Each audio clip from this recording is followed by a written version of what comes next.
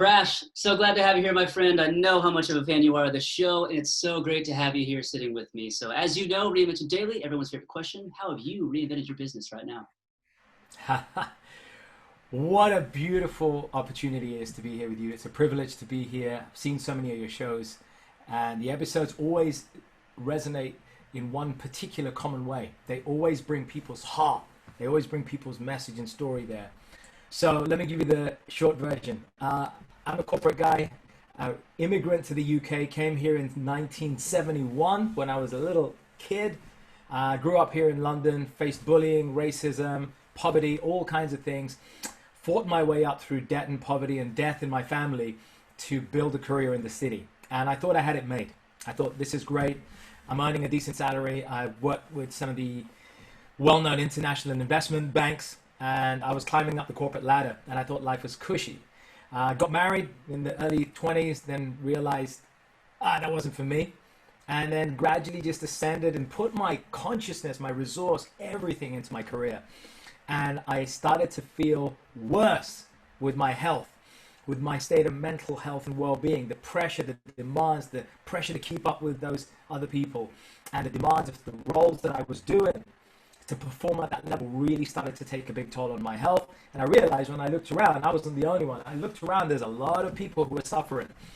And it just got to a point where it went all downhill. I had to take time out of work, and with the name of this show, I had to reinvent myself. And that reinvention was through a parallel path that I embraced in my late teens as a personal development and spiritual reinvention. And that journey had gone on alongside, and I realized I was neglecting that at the expense of trying to find success and make a big income. When I recognized that, I started working on myself, a lot of self-work.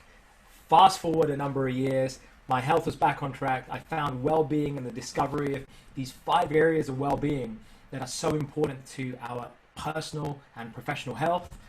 Started to live that lifestyle, then started to coach people in my corporate organizations how to empower themselves and get their well-being and their mind and their consciousness right.